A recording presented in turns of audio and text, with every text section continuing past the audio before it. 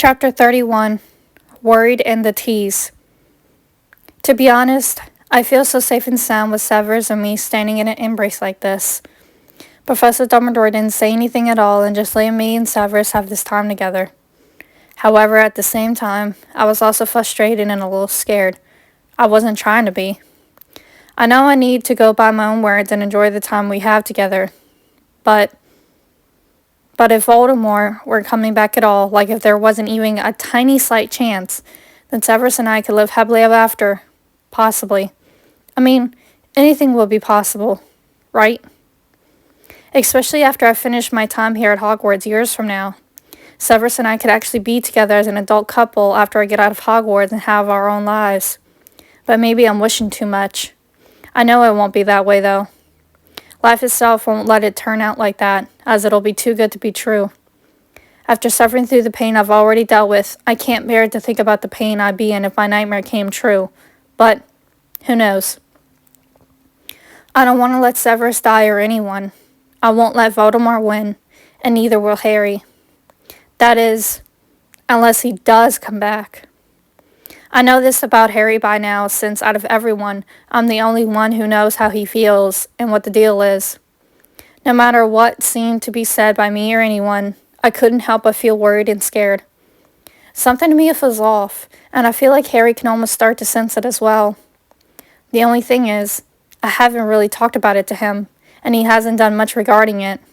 However, at the same time, actions and silence speak louder than words.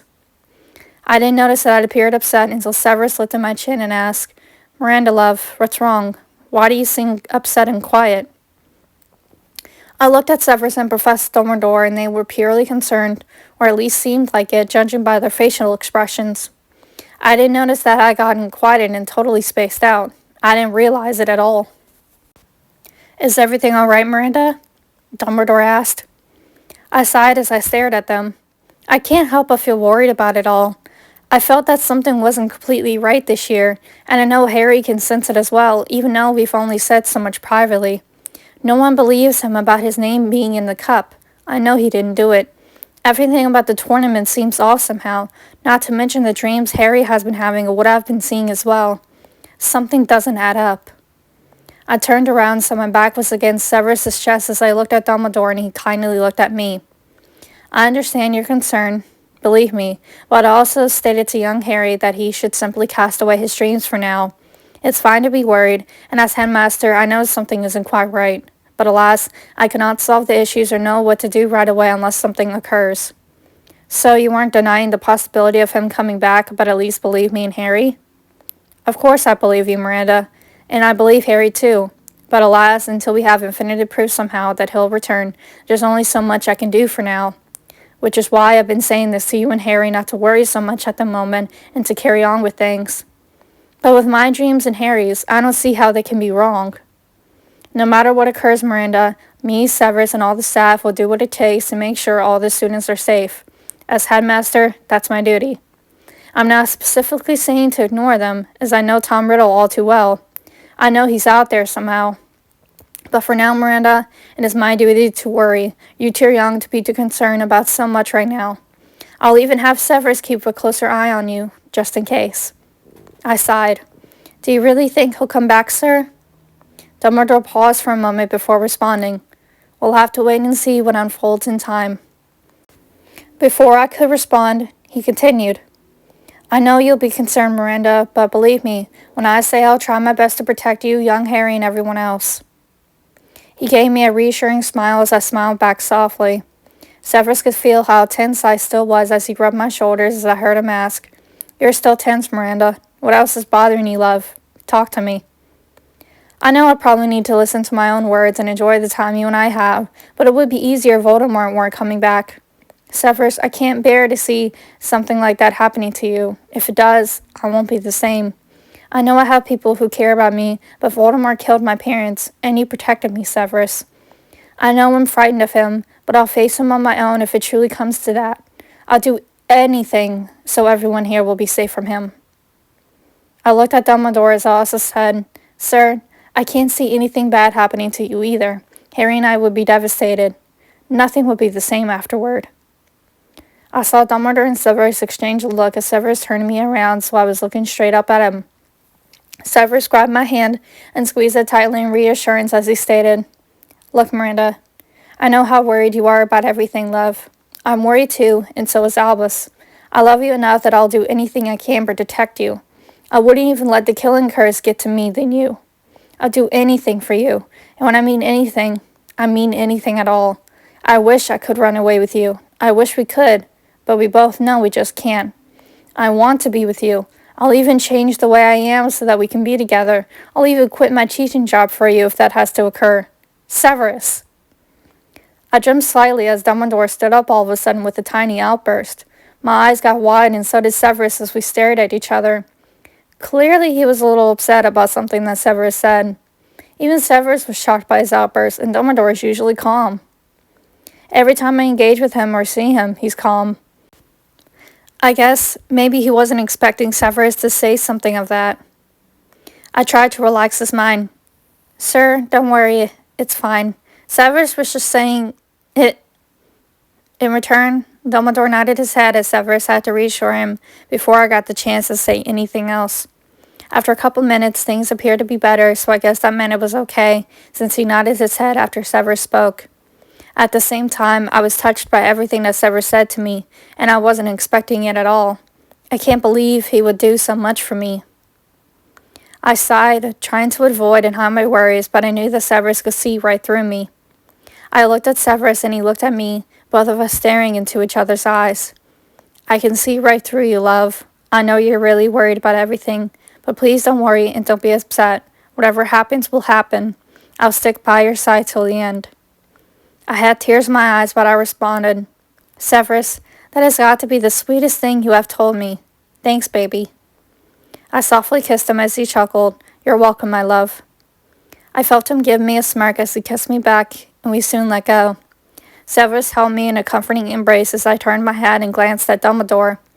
"We only know about the future once it happens. We can't predict, but I assure you, things will be all right," Dumbledore muttered while looking at me.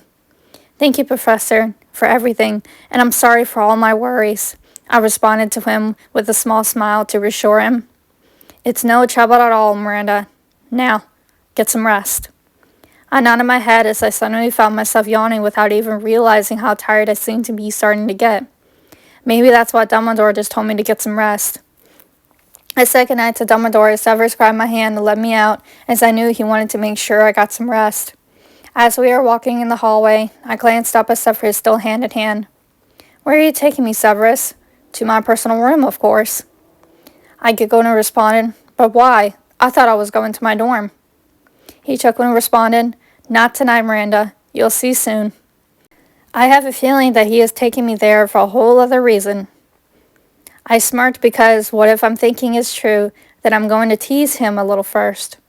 A couple of minutes later, we reached his personal room as he opened the door, and I stepped in, starting to feel a little sleepy. But I was awake enough to stay up for a bit longer. As soon as he shut the door and locked it, he pushed me up against the wall as I yelped since it caught me by surprise. He started to kiss me roughly as I giggled, and I kissed him back, wrapping my arms around his neck. In reaction, I put my fingers in his hair as I felt him put his hands on my waist. Our kissing got really good because soon we were both panting in between and softly moaning. He stopped kissing me to catch his breath for a second. "We can stop if you're too exhausted," he muttered softly. "No, it's fine," I started. "I want this. I want you." I lightly kissed his lips and he kissed me back as I let go with my arms still wrapped around his neck.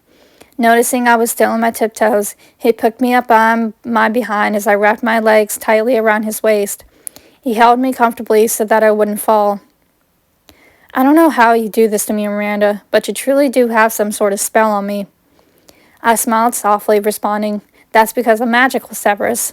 After everything between us, I can say the same right back. I don't want us to deny anymore what we have." "I know. I need to stop too. I'll try to be the best I can be for you, just between you and me. I promise." He kissed me as I kissed back, staying that way, making out for a few more minutes. When we stopped, I glanced at him for a moment.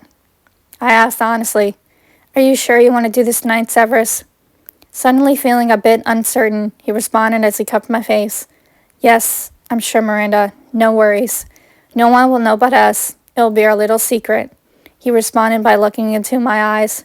He gave me a slight smirk for reassurance as I smiled back softly. All thoughts aside from the two of us being a teacher and a student, somehow at this moment, it feels right. Being with him feels right. It's starting to feel right. Before I knew it, I got pulled out of my thoughts as he saw that he went to kiss my neck, and I moaned softly because it hit my sweet spot, which is in between my jaw and my neck area. He grinned at me and continued to kiss the spot, and he was getting me. As complicated as things are, he knows how to make me feel weak. By now, it's time to get him instead of him getting me, in a teasing way. To put it bluntly, I secretly saw something online from the Muggle world and remembered that I wanted to try it when I felt like I was with the right guy. Yes, I know. I searched and read about things from the Muggle world that were out of my league age-wise. But, considering what me and Severus are currently, why the heck not? Curiosity kills the cat, as they say. I started to do what I remember seeing as I watched him. I felt him hold his breath, and I chuckled. I started to do it more, but it only made him turn on more as I looked into his eyes and noticed lust within him.